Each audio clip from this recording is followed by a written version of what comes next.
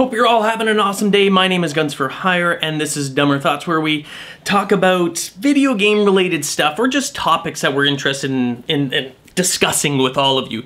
Now, on the previous Dumb Thoughts, which is by Meatwagon22, he brought up, what is the best or what's your favorite gaming genre? Racing, sports, RPGs, FPS games. And of course, he answered, I know he's a huge fan of kind of, I guess, FPS RPG types, like Fallout and everything like that. Huge fan of those types of games. Now, for me, it's changed. I've had a wide variety of games. It's, over the years of video gaming, my interest and what my favorite type of game to play has changed dramatically, and it flip-flops all back and forth. Maybe I think because I get bored with it. Maybe even like you. Maybe some of you are the same way. But, I used to play a lot of racing games, NASCAR games, Gran Turismo, and then I switched into this huge fighting game. I was into Tekken and Virtua Fighter. Played it all the time, loved it. Problem with, back in the day when I was really into it, there was no online connectivity. It was like the PlayStation 1 days, Bloody Roar, when you had to have your couch buddy, which isn't bad, and have your friends over, but I like the online connectivity. And then once that happened, my introduction to online multiplayer was Call of Duty 4, so first-person shooters. Suddenly I was like, holy mackerel.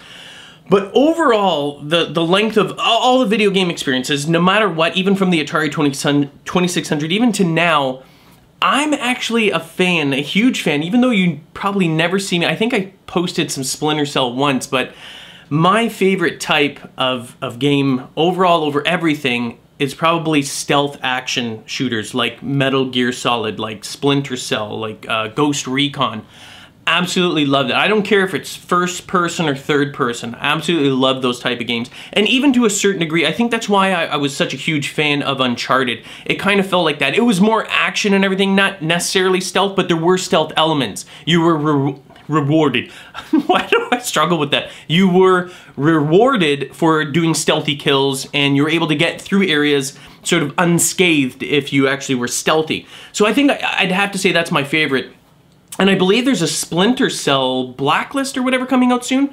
So I was like, oh man, it relit that sort of, I really like that. Some people don't like it. Me, I'm a very patient person. I don't post the gameplay, honestly, because, well, number one, it's for me, and I'm very patient. I think it would be very boring for me to do that. There are certain games that are entertaining to watch, certain games that are sort of always action, but the way I play the games, and I don't want to have to change the way I play those games, like my favorite genre, just to appeal to YouTube. There's certain things that I want for myself so that I can enjoy it as a gamer. It's not that I force myself like with the other games, it's just it's easier for me to play, like Minecraft and Call of Duty, Zombies. I can enjoy those at that level because there's something always going on. But for stealthy type action games, I just can't. I think it would be really boring. I know some people are like, no man, I would totally watch that. And maybe like this many people would watch it, but we only have so much time in the day. I only have so much time. So, for entertainment purposes, it's got to be something that majority of the subscribers would enjoy watching and not just a handful. Unfortunately, that's the way it works. Now, for me, my topic that I want to bring up, and for those of you that don't know, Meatwagon and myself are going to E3 this year, which is in June. I believe it's the week of June 10th to the, I don't know, somewhere around there anyway. So this year we're going to E3, and for those of you that don't know what E3 is, it's the Electronic Entertainment Expo. Basically where all the big developers go, where we see a lot of games. We went last year, it was a lot of fun, met a lot of people, a lot of YouTubers there as well, so it's kind of a cool kind of meetup place. I really did enjoy it. Plus I got a chance to actually go out to LA, I think for the second time. Was it the second or third time? Maybe it was the third time. Wow, have I been there that many times? It should be my home. But I'm excited for this year. This year, not just because, I get to see the games, but because we're on the eve of the next-gen consoles. So I know PlayStation has already, or Sony has already done their statement, or their conference rather, and said, hey, we're doing it. We haven't seen the console yet. And then Xbox is doing theirs May 21st, which is before E3. But it's going to be exciting. For me, I'm super excited. So my question before I get on to this and I'm rambling is, what would you most like to see? If you were going to E3, what would you want to see there more than anything else? So that's my question to all of you and to Meatwagon as well. For me, I want to see the consoles. I want to see demos of the game. I know we see a lot of this stuff. We saw the press conference. We've seen clips of it.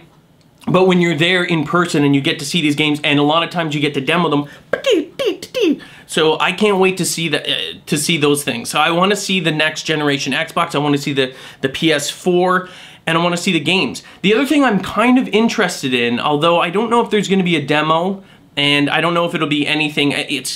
I say gimmicky, but it's not really gimmicky. This is a natural progression, but 4K resolution. So you know we're at 1080p now, or 1080 is high definition.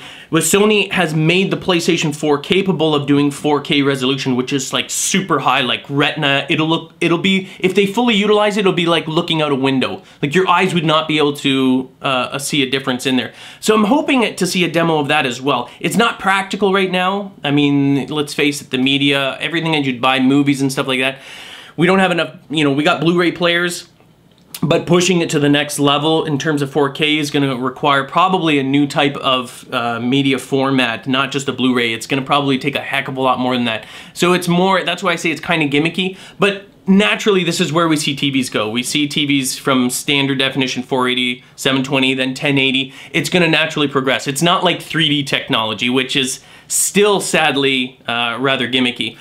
They just haven't nailed it yet. I mean, putting on glasses and stuff like that, sometimes it's fun. Certain movies, especially animation, looks really cool, but not so much with action movies. It's kind of like, it gives you a little bit of depth, but overall, does it actually add to the movie, like the really good movies?